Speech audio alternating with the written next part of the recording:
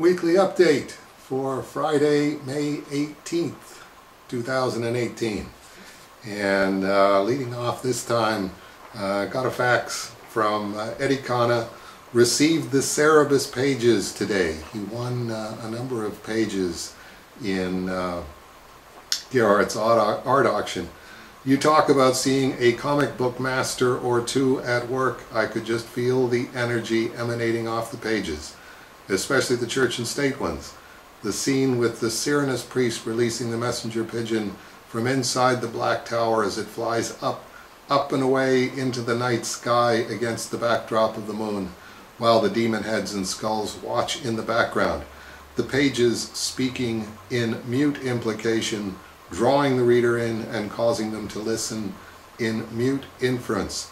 I mean, it's pure comic magic, Dave. The power in those pages is just incredible. And then he adds, don't worry, I'm still sending them to the Cerebus archive. Just, you know, let me look at them a bit. And absolutely no problem on that, Eddie. Since you are the designated successor as president of Aardvark Vanheim, you can just hang on to them, and the moment that I kick off, then just bring them with you to Kitchener when you come to take over the off-White House with your off-White House keys. And thanks for the kind words. Maybe the world will catch up with you and think, yeah, Cerebus was actually pretty good when it was coming out.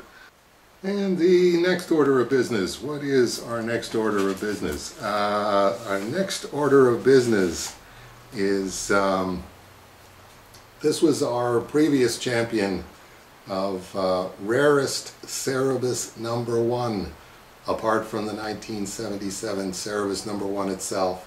Love and Aardvarks shipped 2,500 copies. And the issue after that, which has also come in, the undateable Cerebus, which you can see I've already got it in a plastic bag with a backing board. The undateable Cerebus shipped 2,700 copies. So it looked like we had a hard and fast champion #1, Love and Aardvarks #1.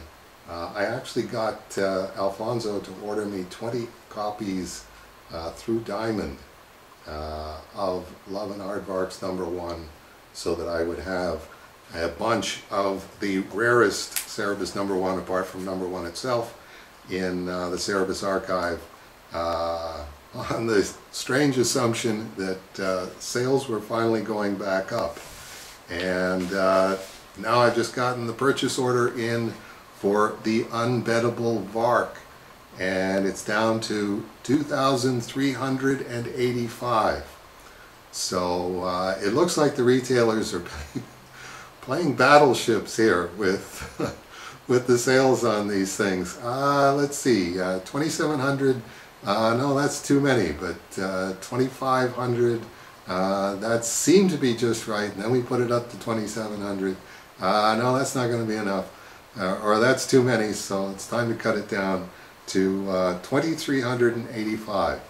So it looks like I'm going to be ordering extra copies of the unbettable Vark #1, the Hulk #1 parody. And I don't want to be caught short on those with our new champion, rarest Cerebus #1, which should be coming out in July. Is it order in April? So yeah, it's no, it's the June issue. So the June issue will be clearing the Cerebus #1 bar by 385 copies. We'll see if we'll actually get down to 2,000 copies, or if we're going back up again, or if we're just going to level off. Okay, and that takes care of that one. I wanted to thank Gabriel in Australia, Gabe M, and he commissioned Steve Peters to do a Cerebus birthday card for me, and that just came in the other day. And it's Lucy Van Pelt, psychiatric help, 5 crowns. How does it feel way down deep inside your very heart of hearts to know that you will never be a hero? She's saying to Cerebus. And great piece of work by Steve Peters there, very much appreciated. My advice to Cerebus would be, don't listen to the Lucy Van Pelts of the world. I think a lot of the problem that we're in as a society right now is that back in the 1960s we started listening to Lucy Van Pelt, and nobody should ever listen to Lucy Van Pelt about anything. And what do we have now? Oh, we've got Michael R. of Easton, Pennsylvania sends along photos where I think you'll remember that he was a guest extra on Owen Klein's film 2 Against Nature that has a scene in the comic shop where they did a 5-foot cutout of Cerebus from the cover of 275. I think it's issue 275, which Michael finagled out of Owen Klein after the filming was done. And then I mentioned that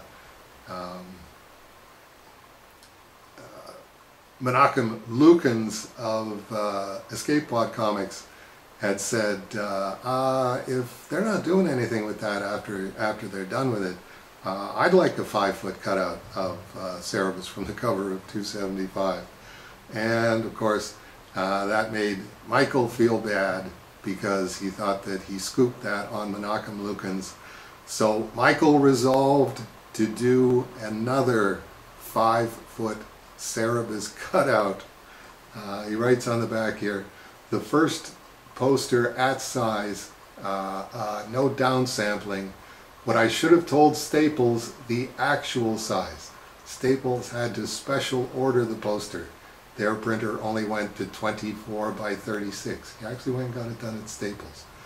Also, not sure why Walgreens cut off the top of his head. It wasn't like that when I previewed them before ordering. I'll order another print and I'll get it to you. So there you go. That's the one from the film. And here's their first attempt at doing 5 foot tall. And no, Staples, that's not 5 foot tall. And we got our next photo, sizing up the poster on the foam mat board. So he's taken the poster and he's put it on the foam mat board, sizing it up.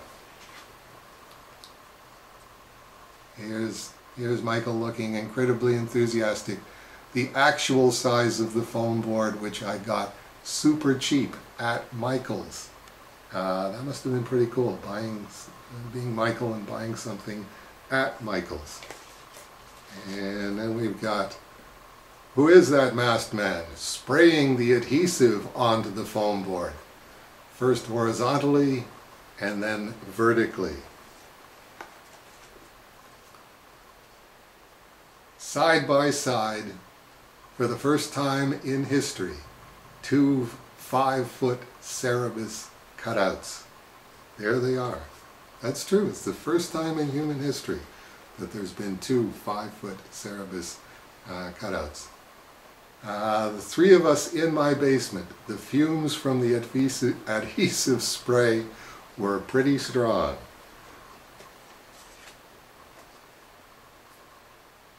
The shipping containers for the Cerebus archives comes in handy when you need to cut foam board and not your basement carpet.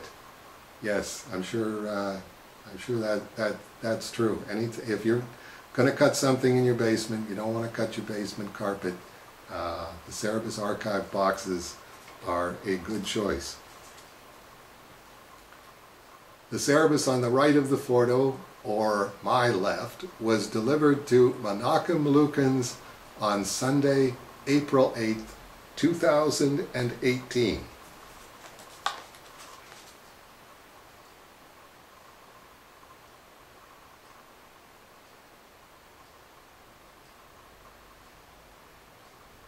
can't even read that. What does that say?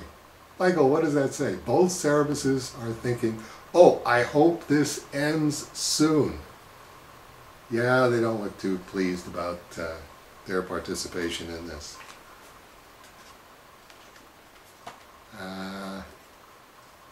5-foot cutout look-alike Cerebus back in the car. Actually, this is Cerebus's first time in the car.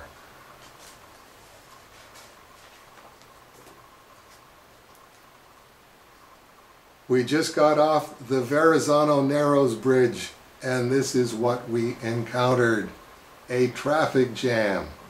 So Michael was able to get out of the car and run back 2 or 3 car lengths and take a picture of the car in traffic. No, that's not true. He just took a picture out the front window. I'm just trying to be funny. Gently taking the 5-foot cutout like-a-look Cerebus out of the truck.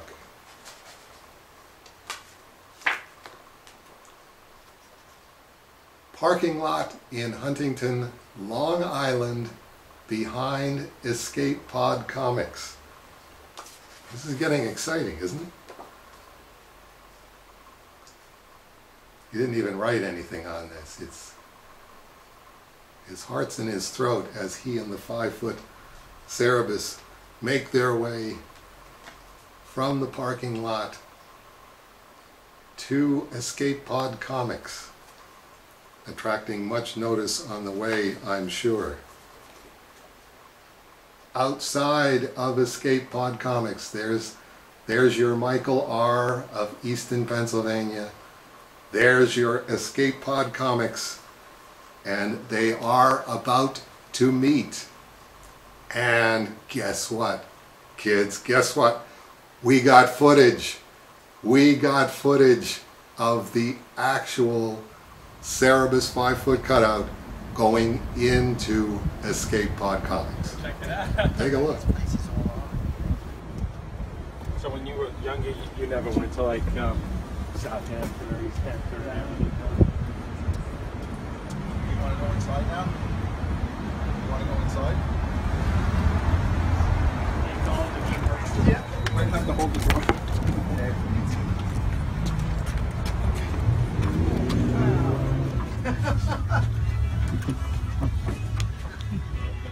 I did not realize it was even that big. That's why I think I broke his foot again. Oh, don't even worry about it. This is the one you made again. Yes, this is the Leica look. Oh, wow. And I figured it'd be easy to transport without taping the back. But all you have to do is just get masking tape. Goodness, I don't even know what to do with this. I It's think so big. that's my wife Grace recording. Yeah, hi.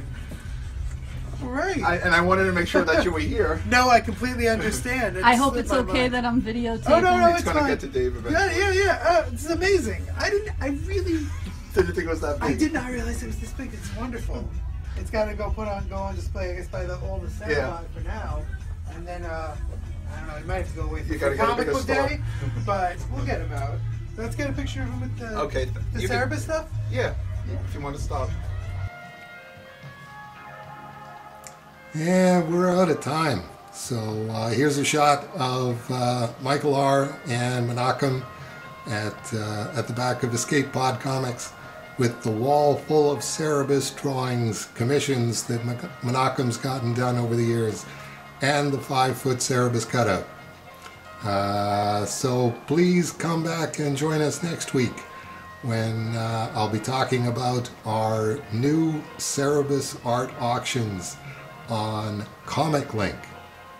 I hope we'll see a bunch of you then.